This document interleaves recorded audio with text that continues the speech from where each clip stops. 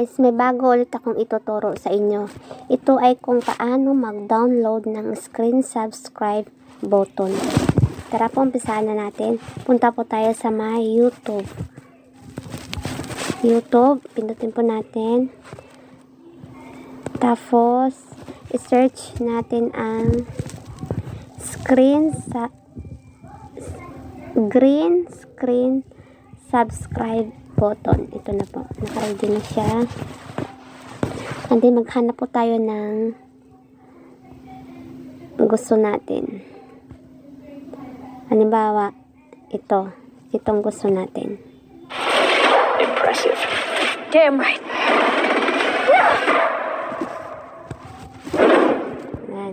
Iyan ang gusto natin. Ang gagawin natin, pindutin natin ang share. Share. Pindutin natin ang share. And then next, ang copy link. I-copy link natin siya. Ayan. Tapos, balik po tayo sa my Chrome. Balik tayo dito sa Chrome. Tapos, ita-type natin ang online video converter. Meron na po ako nakasulat. Ito po. Na-type ko na kasi. Online video converter. Pindutin ko na lang po. Tapos, may nakikita ka dito sa taas ang pinakauna. Yung ito. Ayan. Pindutin na lang po natin. Ayan. Pindutin natin. Tapos, yung dito sa taas. Ayan. Diyan natin ipipaste yung nakopy natin kanina sa YouTube. Press. And then, paste. Tapos next, pindutin ang convert. Convert natin. Ayan siya. Tapos, sa resolution, meron ditong 720 MP4 at saka 360 MP4. Ang kukunin natin is 720 MP4. Yun ang i-download natin. Kaya, press download.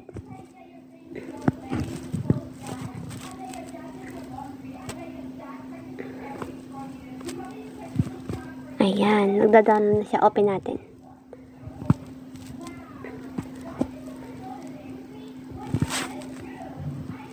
Ayan. Balik tayo. Titingnan natin dun sa ating gallery kung pumasok siya doon. Balik tayo.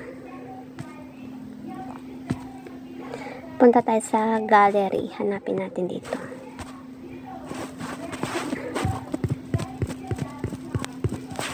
Punta tayo sa gallery. Hanapin natin ang download. Hanapin natin siya. Ayun. Ito na siya. Ayan. Saan na yun? Ayun. Ayan. Sana po nasundan nyo ako. Maraming salamat po. Paki-like, share, and subscribe na lang po. Thank you.